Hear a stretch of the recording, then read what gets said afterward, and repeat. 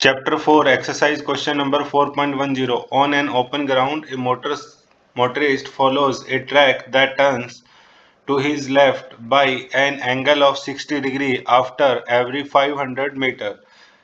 Starting from a given turn, specify the displacement of motorist at the third, sixth, and eighth turn.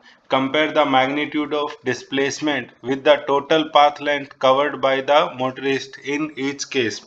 तो यहाँ पे हमारे पास जैसे एक ये हेक्सागोनल ट्रैक हो गया, हम एज्यूम करते हैं कि हमारे पास जो मोशन स्टार्ट करता है वो ए पॉइंट से स्टार्ट करता है, देन वो बी पे जाता है और यहाँ पे ये टर्न जो ले रहा है that is equal to 60 degree. Again दूसरा बी के बाद ये फिर 500 मीटर चलता है और सी पे जो है वो 60 डिग्री का टर्न टुवर्ड्स लेफ्ट लेता है।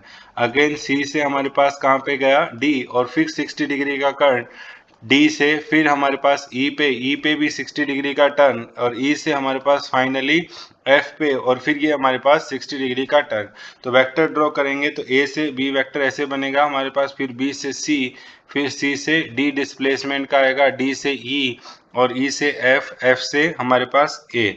तो और नंबर ऑफ टर्न्स की बात की जाए तो यहाँ अगर ये हमारे पास स्टार्टिंग है, यानी कि ये अगर हमारे पास इनिशियल पॉइंट है तो ये हमारे पास बी पॉइंट फर्स्ट टर्न हो गया, सी पॉइंट जो है वो सेकंड टर्न हो जाएगा और इसके साथ हम डी पॉइंट पे जो है वो थर्ड टर्न जो है वो हमारे पास आएगा। तो थर्ड टर्न के लिए हम डिस्प्लेसमेंट जो है वो बता सकते हैं। किस तरीके से हम कैलकुलेट करेंगे, तो एक हम दो परपेंडिकुलर्स ड्रॉ करते हैं इस तरीके से। अगर परपेंडिकुलर ड्रॉ करेंगे तो हमारे पास एंगल्स के लिए कैलकुलेशन अगर हम यहाँ पे करें कि कौन सा एंगल जो है वो बेसिकली कितना आ रहा है, तो टोटल एंगल हमारे पास जो यहाँ पे देखिए आप, ये हमने एक परपेंडिकुलर ड्रॉ किया है, हमारे पास यहाँ पे भी परपेंडिकुलर है, तो ये दोनों भी परपेंडिकुलर हमारे पास आएगी। तो जितनी साइड ये है वही साइड की लेंथ हमारे पास ये बराबर आएगी। तो ये लेंथ हमारे पास है 500 मीटर, तो ये वाला पार्ट जो है वो हमारे पास 500 मीटर के बराबर आएगा। यहाँ तक दोनों साइड हम पोर्शन इस एक स्क्वायर शेप जो बन रही है उसके लिए। इसके बाद नेक्स्ट हमारे पास पार्ट आता है कि बाकी की कैलकुलेशन हम कैसे करें। तो ये एंगल हमारे पास 60 डिग्री है, तो बचा हुआ टोटल एंगल ये हमारे पास कितना हो गया 120 डिग्री हो गया और ये लाइन जो है वो उसके सेंटर से जा रही है तो बाइसेक्ट कर रही है दोनों साइड, तो ये एंगल्स जो हैं वो हमारे पास दोनों हो गए 60 डिग्री। तो ये साइड जो है वो हमारे पास है 500।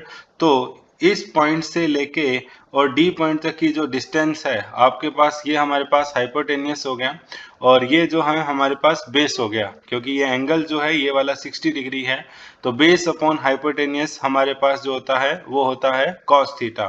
तो बेस बराबर आ जाएगा हमारे पास हाइपोटेनियस इंटू कॉस थीटा और हाइपोटेनियस की वैल्यू हमारे पास 500 है और कॉस की वैल्यू जो है वो हमारे पास जो है वो 60 डिग्री है, जिसकी वैल्यू हमारे पास जो आती है 60 डिग्री की वैल्यू आती है 1/2 cos 60 की वैल्यू। तो ये वाली जो डिस्टेंस है that will be equal to 250 metre. Again D A से लेके ये वाला पॉइंट जो है इसकी भी कैलकुलेशन करें तो ये एंगल भी हमारे पास 60 डिग्री आएगा। जब ये एंगल 60 डिग्री आएगा तो ये हमारे पास फिर हाइपोटेनियस बनेगा। तो हाइपोटेनियस के साथ बेस का रिलेशन, तो बेस की वैल्यू आएगी 500 cos 60, 500 cos 60। तो यहाँ पे भी वैल्यू जो है दैट विल बी 250 मीटर। तो अगर हम बात करें displacement from A to D, तो डिस्प्लेसमेंट इज डायरेक्ट डिस्टेंस। तो डायरेक्ट डिस्टेंस है हमारे पास 250 प्लस 500 प्लस 250, तो ये फाइनली आंसर आएगा हमारे पास 1000 मीटर। अगर हम यहाँ पे दिस इज डिस्प्लेसमेंट का मैग्नीट्यूड, अगर हम बात करें डिस्टेंस की तो डिस्टेंस में वो ए से बी गया तो भी 500 मीटर चला, बी से सी गया तो भी 500 और सी से डी गया तो भी 500। तो total distance travel that is equal to 1500 metre और डिस्प्लेसमेंट जो है उसका मैग्नीट्यूड है 1000 मीटर। नेक्स्ट हमसे पूछा गया है 6 टर्न पे, तो डी पे उसने थर्ड टर्न लिया था, ई पे वो फोर्थ टर्न लेगा, एफ पे जो है वो फिफ्थ टर्न आएगा और ए पे जो है वो 6 टर्न आएगा।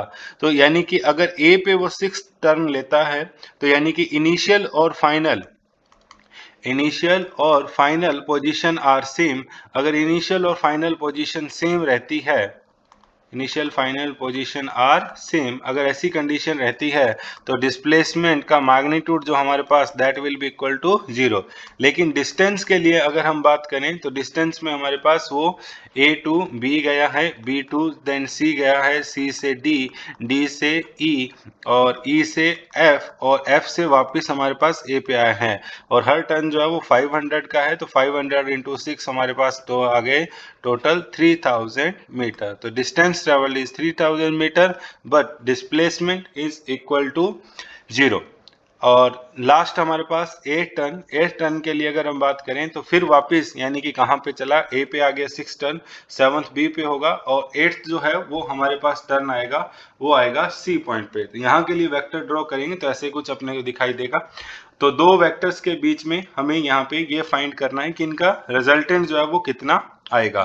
तो देखिए दोनों का मैग्नीट्यूड जो है वो बराबर है, तो हम फॉर्मूला यूज कर सकते हैं 2a cos थीटा बाई 2 वाला।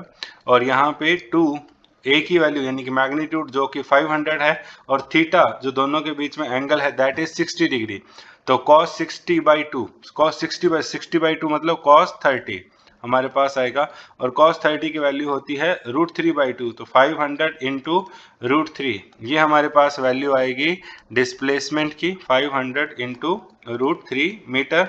और यहीं पे अगर हम बात करें डिस्टेंस के लिए तो डिस्टेंस में हमारे पास क्या आएगा, 8 टर्न हो गए, हर टर्न जो है वो 500 मीटर का है, तो 500 इंटू 8 तो आंसर विल बी 4000 मीटर।